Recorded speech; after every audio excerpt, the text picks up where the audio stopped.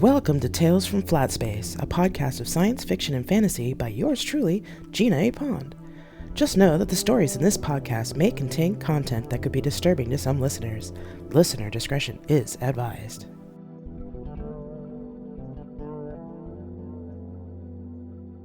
So this is Survey, Part 4, The Admiral, Chapter 37.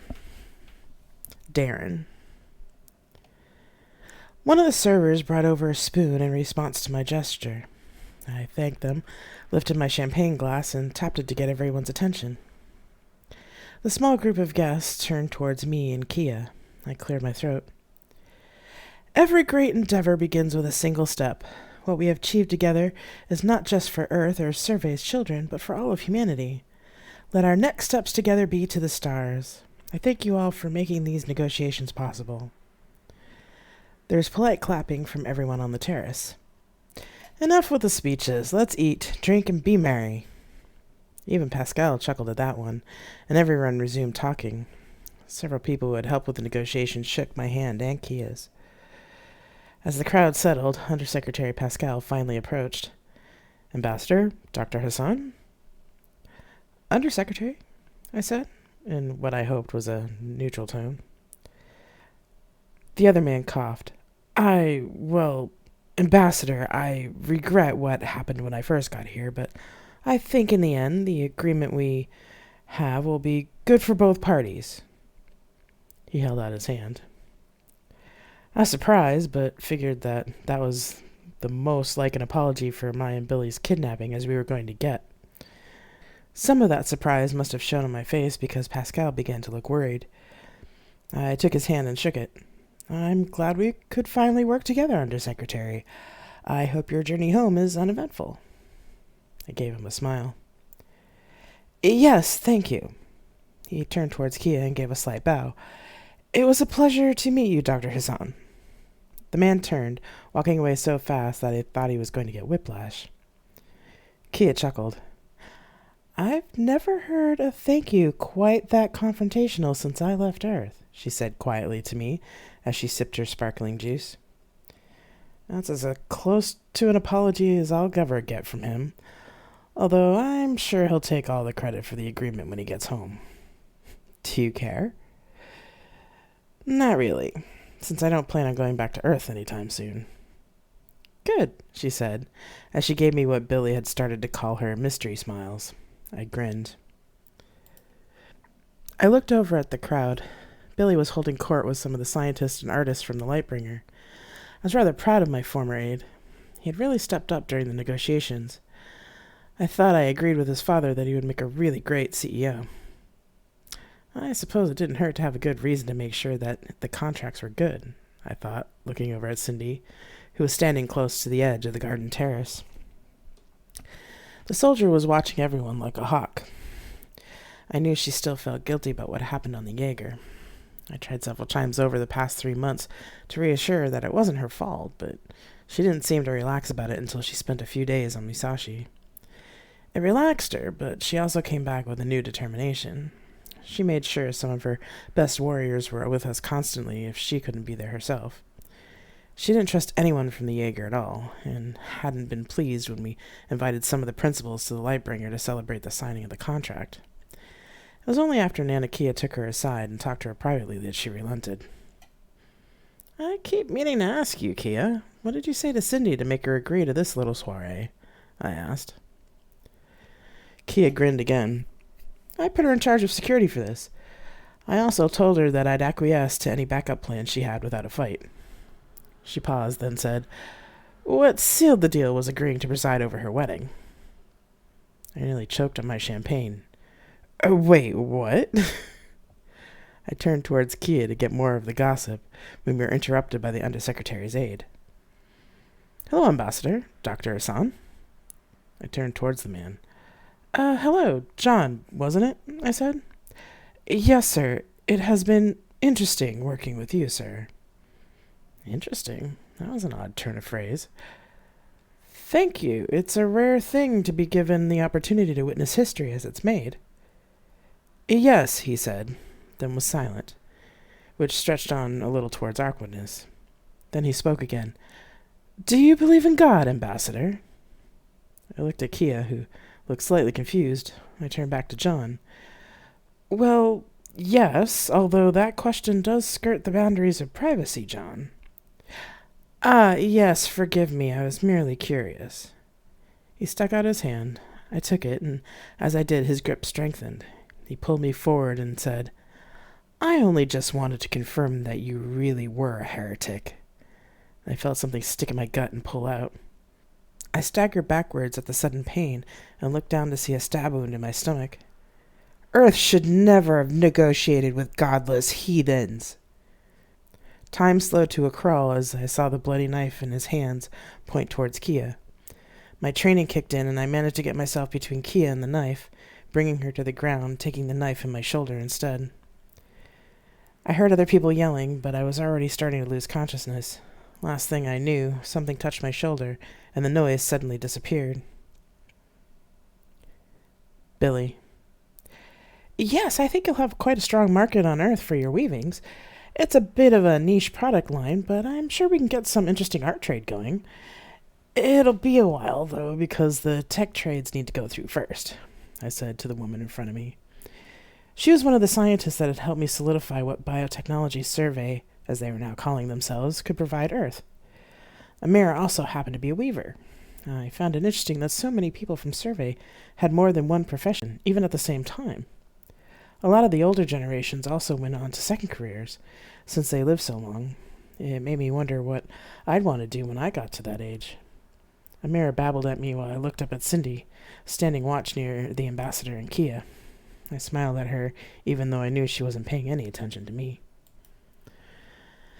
I may not have been sure about what I'd do at middle age, but I hoped that our marriage would last that long. I felt my cheeks grow hot, remembering when she had said yes. It took me a moment to realize that Amira had stopped talking. She wore that smile that all the other older folks seemed to have mastered when it came to courting and families. "I'm sorry, Amira," I said. "My mind went wandering." "Yes, well, that's so totally understandable, dear. You'll make beautiful babies together." Her daughter, Xenia, fake-slapped her mother on the shoulder. "Mom," Xenia said. "What? Everyone knows I'm right." My cheeks went nuclear, but I said, "It's okay, Xenia. I'm getting used to it." "You see?" said Amira, but Xenia dragged her off with an apologetic look. I looked again at Cindy, who was staring at a man talking to the ambassador and Kia. My hair seemed to stand on end, and time slowed to a crawl as I watched the man take the ambassador's hand and pull him closer to him. The ambassador's eyes widened in surprise, and he staggered backwards a step, looking down at a blooming dark spot on his suit. "Earth should have never negotiated with godless heathens," the man shouted, moving forward and stabbing the ambassador again in the arm, as the ambassador put himself between the assassin and Nana Kia, pulling the woman to the ground. Then there was a blur, and the man stopped and made a gurgling sound, collapsing into two neat pieces. Cindy casually cleaned her blade on his suit as more soldiers from Musashi appeared out of nowhere and put their swords to all the non-Survey guests. The ambassador and Nana Kia disappeared. "Ambassador!" I yelled. Cindy turned towards me and had a look on her face I had never seen before. Pure anger. She walked up to Undersecretary Pascal and said in a dangerously calm voice, "I should gut you where you stand." The soldier that was holding him moved his sword, and she raised hers, which still had some of the blood from the man she killed on it. "It wasn't me, I swear!" Pascal squeaked out. Cindy didn't move. I could tell she didn't believe him either. Time seemed to stretch out. "Cindy-san, my sibling and I will take care of him," said a voice that was similar to Lucifer's, but not exactly the same. "Understood, Sensei," she said, and took her sword from Pascal's throat, leaving only a small, shallow cut. She stepped back and sheathed her weapon. Suddenly all the other soldiers, the people from Earthship, and the attackers' bodies disappeared. The other party guests looked around, unsure what to do. Cindy turned towards me, then, wide-eyed with shock. I walked towards her slowly. "Cindy?" I said gently. "I killed him, Billy," she said, with an edge of hysteria. "Yes, it's what you've trained for all this time. You saved Nana Kia and the ambassador." No, he stabbed the ambassador. Is the ambassador all right? She asked. I don't know. Lucifer? The ambassador and the creator are on Musashi, Billy. I looked at Cindy again. Lucifer, we need to go to Musashi now, me and Cindy, together, someplace quiet. Understood, they said. Then something fell on my shoulder. I barely had time for the touch to register when suddenly we were in a room with all black walls. Cindy looked around the room, then seemed to wilt and clutch her mouth.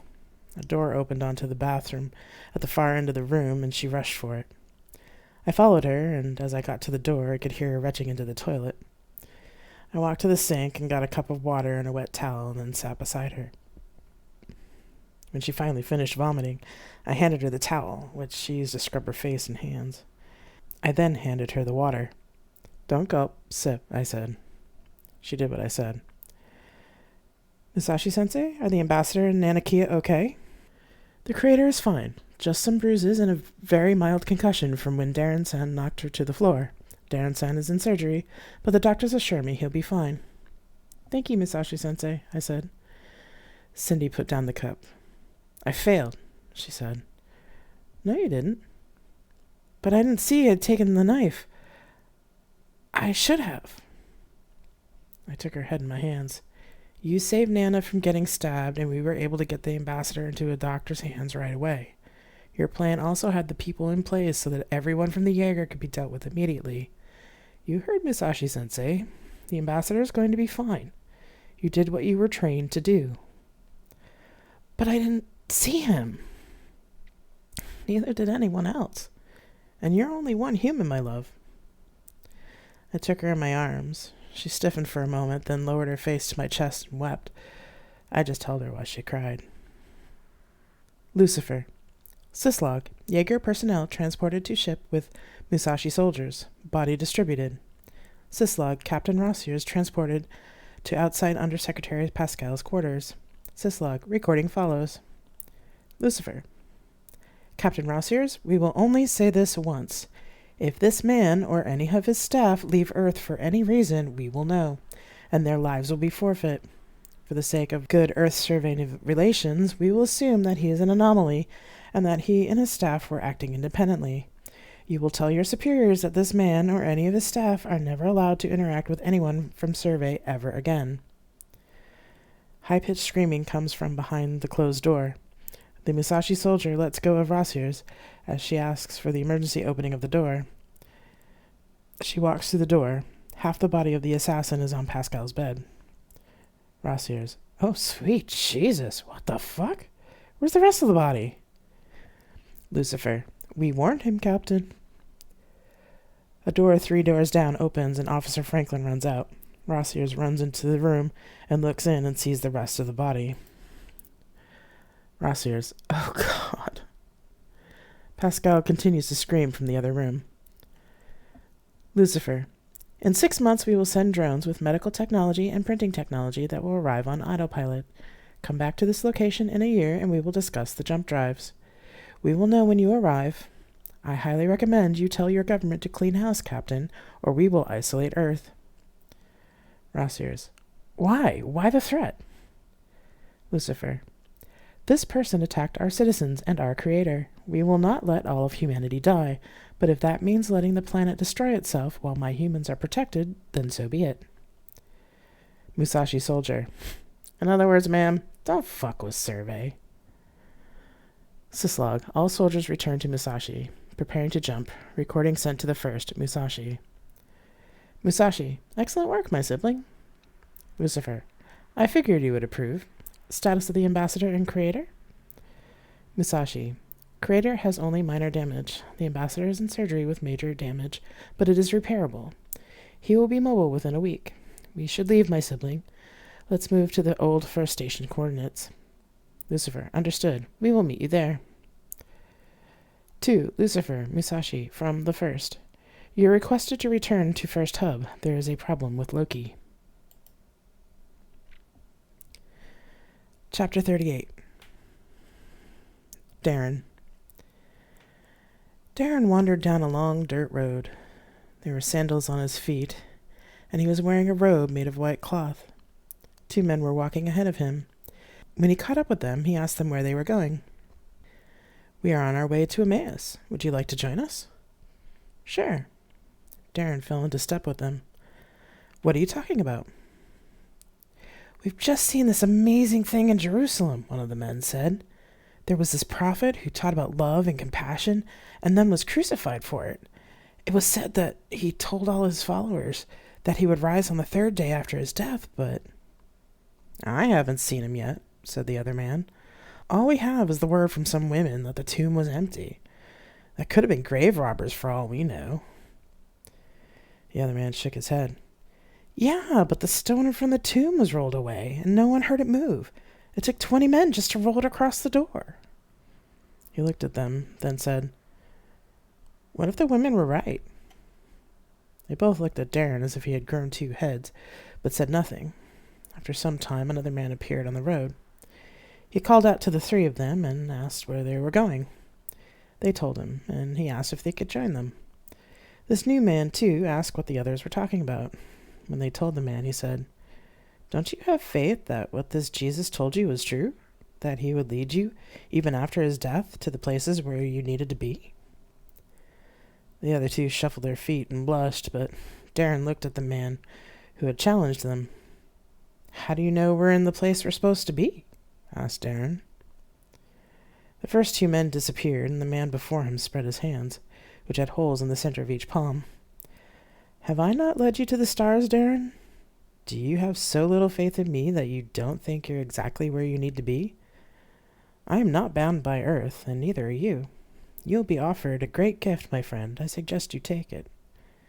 He touched Darren's face, and Darren could feel the absolute love and peace he offered. "My Lord has blessed all things, and now you will teach these new soldiers about compassion. They may not understand it fully, but the others you teach will, even as they learn the weapons of war. Go, my beloved brother, and teach what you know." The man smiled. "And don't forget to surrender to wonder along the way." The man took his hand from Darren's face, and the sky seemed to grow dull in comparison to that touch. Darren wiped tears from his eyes, and when he looked up again, he was alone on the road, which had changed. Now he was standing next to a large tree at the crossroads, in the middle of a flat plain. He was wearing his admiral's uniform. From the west he could see another person on the road. The person came closer. Darren saw that he was an old man in a black suit, looking like something from the Old South in the United States. His skin was dark brown and wrinkled, like leather. He had a white beard and a large, black, wide-brimmed hat. Darren waited as the man approached. "Well, son, you're not supposed to be here yet, but it seems that the boy that stabbed you did a bit more damage than we expected. Are you just going to stand there staring at me, youngster, or are you going to sit and have tea with me?" The man gestured to a table that Darren swore hadn't been there before. The old man sat and began to pour into cups something that looked similar to Kia's tea set. Darren finally found his voice and asked, "Who are you?" "Me?" said the man. "Oh, I have many names, but I suppose for now you can call me Azir." "What is this place?" Darren asked. "Ah, that's a good question. You, my friend, are at the crossroads. You have to decide. Well, there are many things for you to decide, but this choice affects all the others," Azir said. "Decide what?" "Decide what?" he asks. "You claim to be a church boy and you ain't never heard of the crossroads? Didn't you pay attention very much when they were preaching? Did you?" The old man tisked. "My brother just claimed you for his own, and you don't know where you are?" He chuckled. "Are you sure you know your Bible, Darren Winters?" Darren thought for a moment. Emmaus. Jesus. His eyes opened wide, and then he looked at the old man again. Resurrection. I'm dying? Not quite. You have the choice, though. Kinda. My brother just gave you another job, didn't he? Yes, but... But what? Me teach about compassion? Azir laughed. You think you can't, with your military career? You're a funny one, you are. You already made your choice, son. Now get out of here, take what he offers you, and go find the lost one. The lost one? Darren asked. as the crossroads faded away into darkness. "You'll know what I mean when she tells you," the voice of the old man said. The room came into focus as I woke up. There were sounds of equipment all around me. My mouth felt disgusting and dry, and a dull ache was coming from my belly and arm. I slowly opened my eyes and saw I was floating in a tank of thick green fluid that smelled medicinally herbal. My head was cradled by something at my neck, and tubes and needles were sticking out of my arms.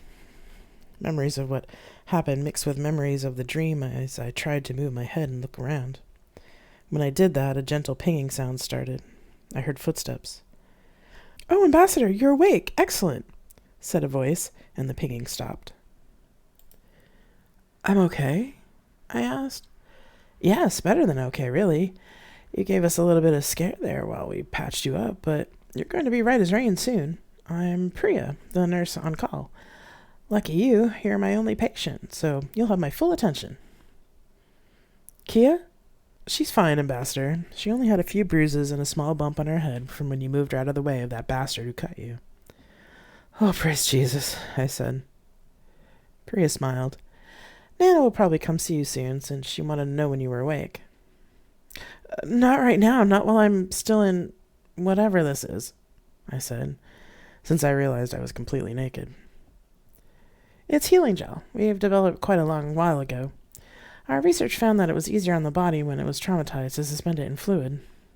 This gel not only does that, but it's warmed and has disinfecting properties. It also refreshes frequently, so it allows for bodily waste to be washed away, eliminating the need for catheters and the like." Interesting. Maybe more information than I want to know right now, though," I said, starting to feel a little queasy. "I'm sorry, Ambassador. It's just that I've been working on developing an improved gel, and, well, I got a bit nerdy about it.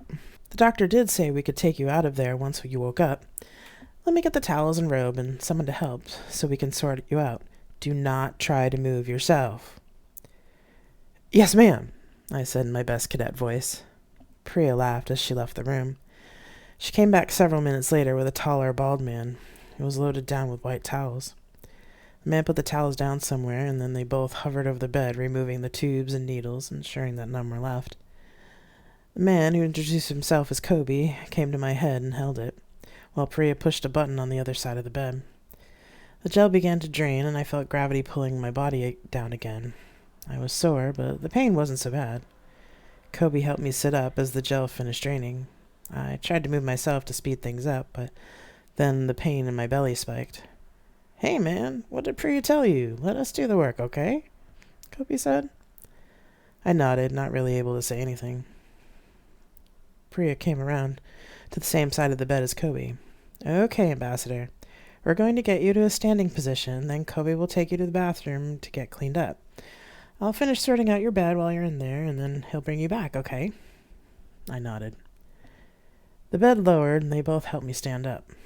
Priya wrapped the robe around me, and Kobe steered me to the bathroom and the waiting shower.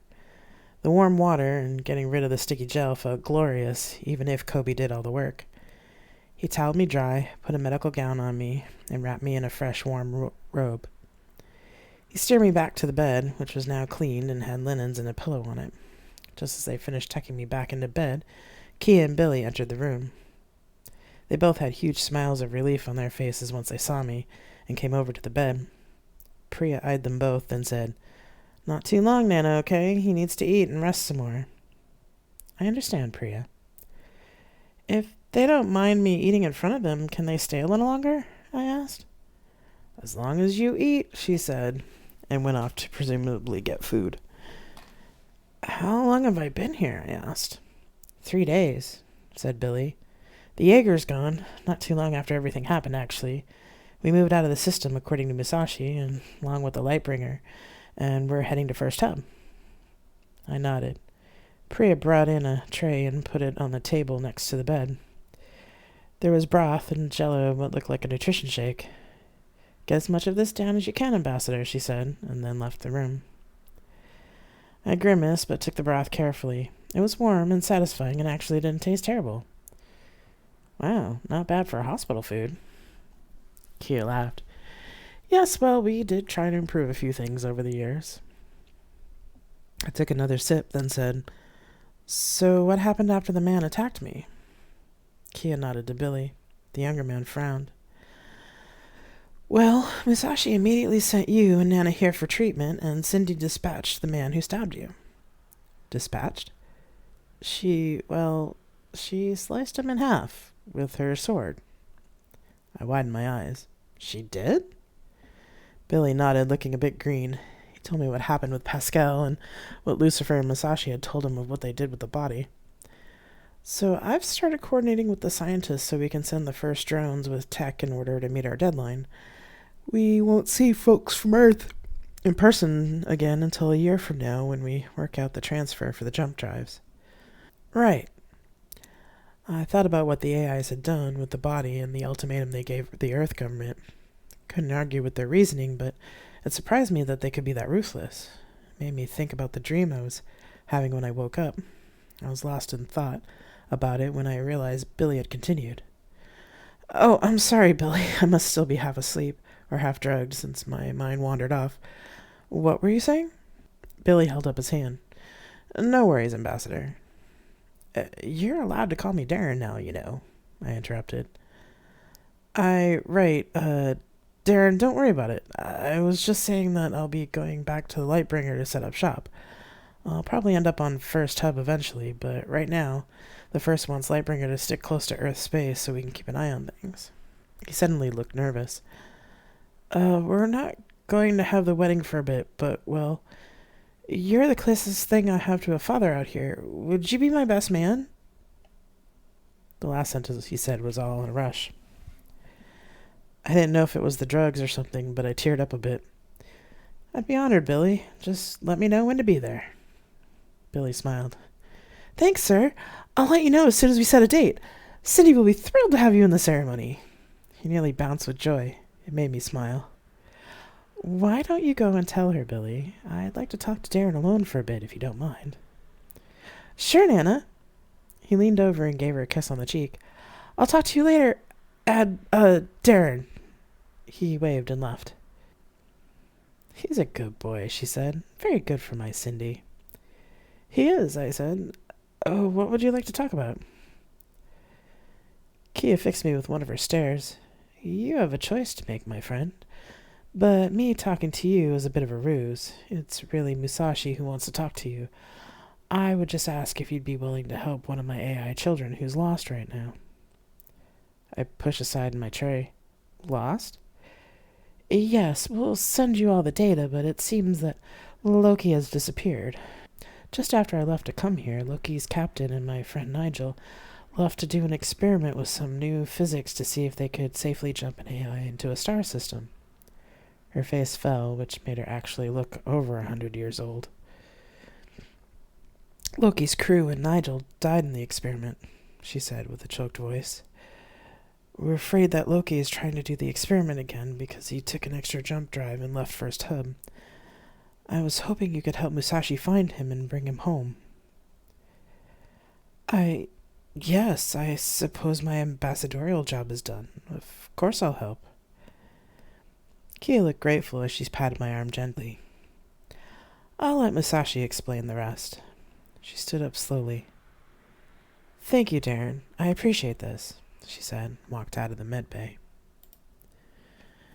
Priya came back in as Kia left. "Musashi-sensei wanted me to check in on you before you talk to him, since he would like to talk to you privately. Are you done? Would you like anything else?" Something to drink that isn't a nutrition shake would be good. Juice or something? My mouth seems to be dry." The nurse nodded. "Yeah, we've given you a lot of painkillers, so it would be. I'll get you an electrolyte drink." She went to the nearest dispenser and brought back a cup. "All right, Musashi-sensei, I'm heading to the office," she said, then left the room. I heard a door close. I picked up the cup and took a sip, then said, "So, Musashi-sensei, what would you like to talk about?" "As I mentioned in our first meeting, Admiral, I found your dossier interesting, and your actions throughout all our dealings with Earth very honorable and most enlightening. However, even though I chose the name Musashi after the Japanese warrior philosopher, and my humans are all skilled in martial arts, none of them have the experience you do. You have been in command in actual war zones, Admiral. None of my people have. While Leo is very good, he doesn't have your experience, and he doesn't know Earth like you do. It has been a long time since I chose a captain, Admiral, and I have decided that I would like it to be you, although I'd rather you keep your title of Admiral. I put my cup down on the table. You want me to be your Admiral? To lead this ship?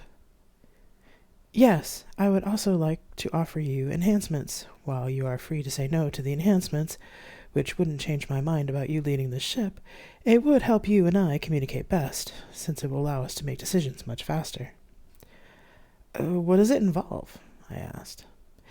There will be specialized nanobots injected into your brain, which will create a node that will allow you to communicate with me directly, and allow you to see data, audio, and video through your own eyes. It would be something like the augmented reality that you have on Earth.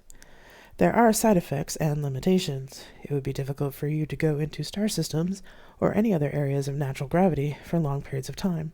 After a few days in a system, the enhancements will go dormant, and longer than 2 weeks, they could be permanently damaged. Less than that if you are on a planet. It will give you an eidetic memory, but you will lose that if the nanobots get damaged. You may experience dizziness while adjusting, and will need to have extra nutrition in the first few weeks while the nanobots adjust. We would have some time before you need to make a final decision about the enhancements, as the doctors would want you to be fully healed from your injuries before we attempt it. Why? I asked. I do not understand the question, Musashi said. Why do you think I need the enhancements to be your admiral, besides fast communication? I would also like to store your experiences and memories for later reference, Admiral. Your knowledge is invaluable, and your life is short compared to mine. I could live for hundreds, if not thousands of years. Your knowledge will help future admirals I will take on. You've really planned this out, haven't you?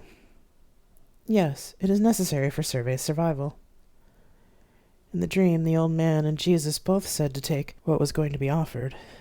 Granny Jeanette was the one who believed in dreams, and the dreams were always right. I sighed. All right, I'll be your admiral, Musashi-sensei, but give me time to think about the enhancements, okay? Thank you, Admiral, and yes, please, think about it. He paused. And you may now call me Mia. Mia? I chose the full name, Admiral. You may now call me by a diminutive of my first name. Well, you can call me Darren, then, I said. If you wish. Part 5. The Lost One. Chapter 39. Darren. I held on to the side of the control panel. A wave of dizziness washed over me as I shut off the enhancements. A hand touched my shoulder. I looked up to see Leo standing next to me with a nutrition shake in hand. I took a deep breath and took it from him, downing half of it in one gulp. Thank you, Leo, I said when I finally came up for air. Did you have enough calories this morning, Admiral? He asked. I thought I did, I managed between gulps. It's only been a few days since you've gotten the enhancements, Admiral. Remember, you need to eat quite a bit while they adjust. I grimaced at the shake in my hand. I feel like I'm eating every hour on the hour, I grumbled. Everyone reacts to the enhancements differently, Admiral. Remember, you recently also had major surgery. Your body is expending a lot more energy than normal. Leo, sometimes you are infuriatingly logical. The other man chuckled. So I've been told, sir. I think that's why Sensei likes me. It is not the only reason, Leo-san, but yes, that is one of them, Musashi said. I chuckled. So did Leo. The dizziness subsided as the glucose in the drink hit my bloodstream. Normally, a drink like that would have been revolting, but I felt I was living off them regardless of how much regular food I ate. I looked around the bridge, and all the other officers were studiously looking at their displays now that I was taken care of. This reminded me that I wanted to know the ranks of the other officers to establish a chain of command. Who's the highest-ranking officer in this room besides us? I asked Leo quietly. Leo looked around the room. Yuli, monitoring the sensor station. 6 Dan. I looked to see a lanky young man with a mop of blonde curls and the typical Musashi uniform of a white gi and black kimono jacket with Musashi's insignia. I had taken to wearing the uniform quite readily, as it was much more comfortable than Earth military uniforms. I hadn't taken to wearing the sword yet, as I didn't know how to use one. Although a part of me thought that, as the ranking officer, I didn't really need to be seen to wearing it. Musashi had also made my uniform slightly different. Where everyone else wore a white gi and black kimono jacket with white insignia, my gi and kimono were all black with red and gold insignia. I did insist that the red and gold be dye and not actual metals or stones, like Lucifer suggested. I was grateful that Musashi was of similar mind. I took a deep breath because I was just about to give my first order as the admiral of the Musashi. Instituting more structure was one of the reasons I asked you to be my admiral, Darren, Musashi reminded me in my head. I nodded. Yuli? The younger man stood up and bowed. Yes, Admiral.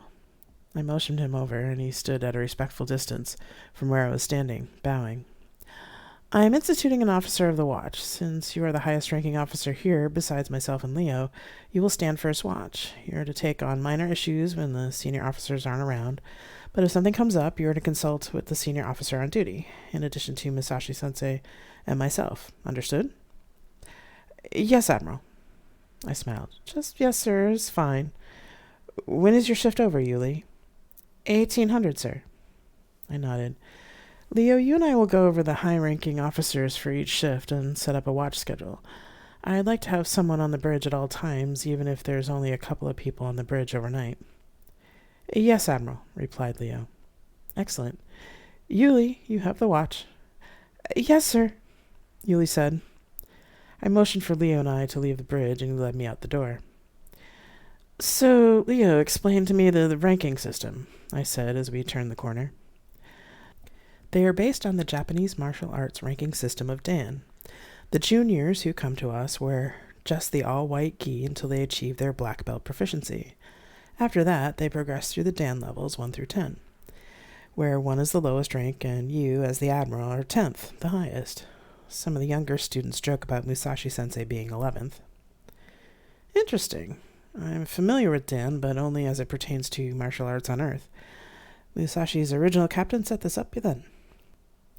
Yes. Leo's face became sad. It has only been 5 years since the first captain's passing, Admiral. I stopped. Oh, I said, and you have been in charge for those 5 years? Yes, Leo said, but if I may be frank. Always, I said. He nodded. Yes, well, Admiral, I do not wish to be captain. I am a much better priest and would rather guide our meditations and rituals. I took the position because there was a need, and I was the highest-ranking person on the ship by seniority. Others say I'm a good captain, but it's not where my heart truly lies. I feel as if I've done a disservice to the ship and to Musashi-sensei. What is your rank, Leo? 9th. I nodded. Right. Leo, let's find somewhere to talk where we won't be interrupted. As I said, I'd like to go over personnel with you and set up a regular watch schedule. I'll also need an executive officer as soon as possible. I assume you have those aboard who do scheduling for training, practice, and other duties? Yes, Admiral. I'm sure Musashi-sensei has some ideas in that direction as well, if you'll follow me. He led me through the ship. In some areas I could smell the water used for the bathing rooms, which I had come to really appreciate, especially in my recovery. In others I could see people training and going about their other routine tasks. I knew that we were heading away from the living quarters and closer to the demon bays and workshop. The ship was still mostly a maze to me, and I made a note to myself to make a point of walking the whole ship. I hadn't done much in the last 2 weeks but physical therapy, so today was my first day on the job after deciding to get the enhancements 3 days ago. I had to admit that compared to the military hospitals I'd been in, recovering on the Musashi in the Admiral's quarters had been quite luxurious, especially since my quarters had their own Japanese-style bathing rooms. Greg would have loved this aesthetic, I thought. I frowned and then pushed the thought out of my mind as we wound through the maze. Several hours and 3 nutrition drinks later, we had worked out a preliminary schedule, and I learned who the heads of the various departments were. I think I'll need your help for the next few days, Leo. If you could distribute the new schedule and arrange the watches for now, that should be more than enough for the first day. Leo nodded. Mia, is this arrangement acceptable to you? Yes, Darren. However, I do have a suggestion for an executive officer for you. Oh? Musashi brought up a picture and file of one of the Musashi's 7th Dan officers. This is Aiken. They have been assisting the head of training for several years now and are very meticulous in their work. I believe that they have actually surpassed their current rank, even though they have not taken the tests for 8th Dan. They are also currently the leader of the non-binary residents, and many people tend to go to them for advice and support. I looked at Aiken's picture. There was something about them I couldn't place, but my instincts told me that Musashi's pick was a good one. Sounds reasonable. I'd like to meet with them first to see if we'd get along. I can ask them to report to this room, Darren, volunteered Musashi. I looked at my wrist comp. Yes, that would be fine. Leo, why don't you start to sort out the scheduling, and if it goes well, I'll send Aiken to you. If anyone complains about the changes, just tell them we'll try it out for a couple weeks and see how it goes. Leo grinned. I take it it's not really a trial. Somewhat. I would like to hear people's input on the schedule, but I think the most efficient ways will work themselves out. Leo stood and bowed. I'll see you at supper, Admiral. I nodded my head, and the man left. A few minutes later, I heard a voice in the hallway grumbling. Whoever called me here better have a damn good reason. I've got classes to finish, they said to themselves. Mia, you didn't tell them who they were meeting with? I asked him quietly. No, Darren, I thought you would get more of a sense of their personality this way. You might as well let them in, Mia, I said, chuckling. Musashi-sensei, I hope this is important because They walked halfway through the door when they finally saw me. They widened their eyes, but managed to bow appropriately. My apologies, Admiral. It's all right, Aiken. Musashi-sensei told me just how busy you are. Please have a seat, I said, and gestured to the chair across from me at the table. They sat, and I stood. Would you like something to drink? I need to have another nutrition shake because of the enhancements, if you'd like something. Sparkling water would be fine, sir, they replied. Good, I thought. Nervous, but not so nervous that they can't ask for what they want. I dialed in both drinks and put the water in front of Aiken, then sat back down. I will be making a lot of changes in the structure and scheduling of the ship's duties over the next few days and weeks. Some we will be doing as we travel to First Hub, after we finish equipping Lucifer with defensive drones. Some are happening right now, as Leo will tell you after you are finished talking with me. I would like your opinion on some of the details. Me, sir? I'm just 7th Dan. Just? I've heard what it takes to reach your level, Aiken. There's no just about it. I paused and took a sip of my shake. So, the first major change is that we will have an officer of the watch on duty at all times on the bridge. This will ensure that someone is awake at all times to coordinate with Musashi-sensei in case of a situation. The other change is that I'll need an executive officer to be my liaison to the crew, to set schedules, etc. The officer of the watch is a good idea. We haven't been keeping a 24-hour schedule, and I suppose now that we're in contact with Earth, there'll be more of a chance of possible conflict. They paused and thought for a moment. And the executive officer is a good idea, though they'd have to be someone really organized and willing to settle disputes. I smiled at them while I waited for them to put it together. I tried not to laugh when it dawned on them why they were there. Oh, no, sir. I mean, wouldn't Leo be better suited? No, actually, he wouldn't, I said, shaking my head.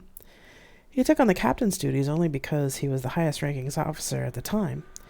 He is more interested in his priestly work than running the ship. I, however, need someone who knows the ship backwards and forwards, is organized, and is not afraid to tell me what they need or to tell me when I'm wrong. I think, and so does Musashi-sensei, that you'd fit that bill. And if you're worried about your rank, don't be. This isn't about rank, but your qualifications. I'm honored, sir. Thank you. Yes. Good, then go and find Leo and go over scheduling with him. Then let's meet after dinner so I can explain to you what I expect and do some brainstorming on how we can merge the system I know with what's already in place. Yes, sir. Thank you again, sir, they said, with a wide, proud smile. You're welcome, Aiken. Dismissed. Aiken bowed and started to walk out of the room. Oh, and Aiken, I said. Yes, Admiral. You will take the 8th Dan exam. According to Musashi-sensei, you're long overdue. Aiken's face blanched, but they bowed and left the room. Good choice, Mia, I said. Yes, I know, he replied. Chapter 40. Alex. I'm glad to hear that being on Hephaestus seems to suit you, Kaylee. Yeah, Dr. A, it's been so much better than being on Secundus, especially after, well, everything. Thanks for helping me figure it out. I smiled at the woman on the screen. That's what I do, Kaylee. And don't hesitate to call if you need help again, okay? She smiled. I won't. Thanks again. Her picture winked out and the screen retreated into the desk. It had been a busy few days since we got back to First Hub. Catching up with patients from the other ships is one thing, but dealing with the death of Captain Nigel and the members of Loki's crew made things even busier. The whole situation was tragic, and worse now that it seemed that Loki was missing. Even Hestia seemed upset, but Hestia and Captain Miranda weren't really talking to anyone. It made me worried that there was a lot more to it than the rumors suggested. It had to be, or why call all the ships in? The door chime went off. Come in, I said. Speak of the devil, I thought, as Miranda walked in and sat down in the patient chair, not the desk chair. The door closed behind her, and I went over to the chair across from her. Hello, Miranda. What's on your mind? You didn't come to me as captain. The office engaged privacy mode as soon as Miranda had sat in the chair. Miranda held up a finger, then she got the look she had when talking to Hestia in her mind. No, not entirely, she said. This is really hard, Alex. Hestia is grieving and won't really acknowledge it as grief. She's also angry, but tries to say that she's above those base emotions. I honestly don't think any of them are, but I don't know what else to do to help her. She took her head in her hands, scrubbing her hands through her hair. When she looked back up again, I could see how exhausted she was. Even for humans, there's not a whole lot one can do if they don't acknowledge their grief. For an AI, well, we just don't know how they process these things. I don't think we can really fully ascribe human psychological standards to them. They're our friends, but we can't do much until they ask for help. I looked at the other woman. It's not just Hestia, is it? She shook her head. First is asking for an expert in psychology to help with the situation with Loki. They won't be more specific than that, and Hestia won't say anything about it either. It makes me wonder if the rumors about Julie, Loki's captain, were true. Rumors? I asked. What kind of rumors? As far as I knew, Julie had been happy being Loki's captain, and her and the crew's death had been just a tragic accident. There's rumors that Julie was manipulative, maybe worse. She was in a relationship with a woman when was at university, but the woman who dated her committed suicide shortly after deciding to go planetside, which wasn't too long after they broke up. That's in our archives because Eric was treating her. I also heard that Secundus was against Nigel going with Julie in the first place because her scientific theories about whatever she was working on weren't sound. But from what Lizanne told me before she retired, once Nigel got a bug up his ass about something, he could not be moved. I saw where this was going. So let me guess, you're sending me. I'm asking you. You're the best psychologist on this ship, and well, people generally like you and tend not to yell at you. Besides, I really can't go off the ship much since it makes me nauseous. Apparently I have one of the weirder side effects of the enhancements, and I know you can keep your mouth shut. You would understand that the AIs don't really want it to get out if it's true that Julie really did do something to Loki to cause him to behave as he's been. Damn. Yes, I can see that. But I'd have to offload my current patients, I said out loud. Give me a list and make notes of ones with specific needs and the ones who I can just assign to the others. I would really appreciate it if you took this, Alex. Miranda was becoming agitated. What's wrong, Miranda? This isn't like you. I watched some of Julie's records from her early evaluations. I may be wrong, but I think she might have had a untreated class 4 neurodivergence. But I don't know if I'm just looking for something to be wrong or if it's true. The first said that once you were over on the Musashi, he'd release all her personal logs to you and the Admiral. The Admiral? Oh, I suppose you hadn't heard. One of the positive things out of the Earth negotiations is that Musashi finally took on a new captain, who happened to be an admiral in Earth's space fleet.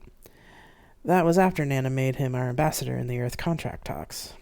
Another rumor is that one of the Earthers tried to assassinate him and Nana, and he saved Nana. I felt my eyes go wide with shock. I must have been living under a rock to have missed that bit of drama. Miranda shrugged. Will you go? I looked at the captain again, seeing the worry and fear in her face. Miranda never did like mysteries, and though she was more of an administrator than a psychiatrist, she usually had pretty good instincts when it came to diagnoses. It also didn't hurt that I had spent a good number of years on Sun Tzu as an analyst for my postdoc, so she knew I could keep something like this quiet. I sighed. Okay, Miranda, I'll do it. When do I need to be on the Musashi? Miranda visibly relaxed. You have a few days before Musashi gets to first hub to rearrange your schedule and pack. Thank you. I owe you one. She stood up from the chair. You already owe me several, but don't worry, I don't plan to collect for a long time. The captain finally smiled. Well, there's a keg of flat space in it for you when you come back. I returned the smile. Why didn't you say that in the first place? I teased. I opened my arms and we hugged. Miranda stepped back. I'll have Hestia let you know when they're ready for you on the Musashi. And she's already sent Julie's records to your tablet. Okay, thanks, Miranda, I said. The captain waved as she left, and I sat back down at my desk. Looking at the records was tempting, but checking the time, I realized I had another client soon, and would have to wait.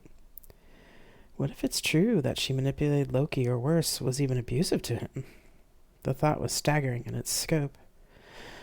Come on, Alex. Time to focus, I told myself as I got ready for my next client. Auntie Alex, you're home, said the little ball of energy rushing into my legs as I came through the door. I scooped the little girl up, raised her above my head, then sat her on my hip. She giggled. Hello, Lizzie, baby.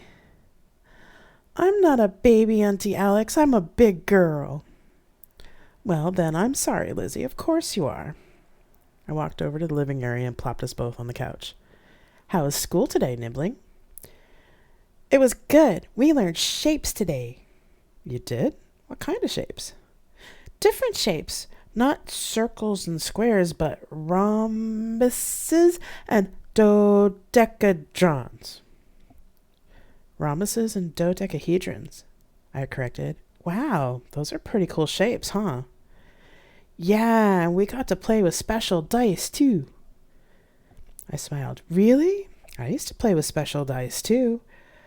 We'd make up special story games and use the dice to tell us what we could and couldn't do. When you get a little older, I'll teach you. Will you? Yep, definitely. She scrambled off me and jumped to the end of the couch and back. Where's your mom, Lizzie? I asked. I'm here, Alex, trying to keep down lunch, said Hannah, as she walked in from the bathroom. She was roundly pregnant with her second child. Lizzie jumped off the couch, and I tried to grab her before she ran to her mother to pat the belly, but I was too slow. Hello, baby, Lizzie said, as she hugged her and patted her mom's belly. Easy there, kiddo, she said, as she sat at the dinner table. Lizzie kept murmuring nonsense words to the baby as Hannah grinned. That is too adorable, I said. Well, she is excited to be a big sister. She patted Lizzie's head. You're home early today. Are you done with the hub catch-up? Not exactly. I've had to offload my cases. I have an assignment from the first. You're kidding, she said. I got up from the couch and sat at the table with her. Nope. I'll be going over to Musashi for the duration. I have a few days before he gets here, though, so I have time to sort stuff out before I go. Musashi? Are you working on something to do with Loki's disappearance? I heard that Musashi was going to be sent. Huh. We may have grown as people, but we still gossip like a small town. Word travels fast. Sorry, love, but I can't really talk about it. Miranda asked me not to. Hannah nodded, then looked down at Lizzie. Hey, Peanut. Why don't you go play in your room until dinner? Okay, she yelled and ran to her room. I smiled. What? Hannah asked. I'll miss you all when I'm gone. And I might miss the newbie's birth, too, since I'm not sure how long I'll be away. Oh, don't worry about that. You know Tom's going to make sure Hestia films the whole thing from 3 different angles. Then he'll make sure it's on the next picket out to you. I know, but it's not the same. Hannah gave me her best mom look. I raised an eyebrow. Now, Alex, you want to do this, or you wouldn't have accepted the assignment in the first place. We know your work is important like that. So we'll just have to rearrange our schedule with the crash. She shrugged. We'll miss you, but we'll get through, and so will you. Besides, you might meet some cute soldier who'll sweep you off your feet. I rolled my eyes. Hannah was always trying to get me to meet new people. I liked my life with them as a triad, and along with my work, that always had been enough. Come on, you know sex isn't allowed on Musashi, I said. So? Doesn't mean someone can't sweep you off your feet? Or cuddle? She replied, pointing her finger and giving a wicked smile. I gave a fake sigh. Just what I get for being on a ship full of baby makers. Hannah stood and went to the food printer to dial in dinner. That's Ms. Micro-Obstetrician to you, pal. More like scientific matchmaking grandma. She threw a napkin at me and laughed. We talked about other things until Tom came home from work. He was an engineer and teacher and had 3 apprentices to look after. He came in, kissed Hannah and me, and then went to see Lizzie. He came back and sat down. How are my 2 favorite people today? Hannah smiled. Ooh, the apprentices must have been behaving today, she said. Oh, well, sort of. They had a training class all day, so I got to work by myself. Ooh, score, I said. Alex has a new assignment, said Hannah, pulling the plates out of the printer. Really? He said, turning to me. I nodded and told him what I had told Hannah. He frowned. I kind of wish you'd talked to us about it first, he said.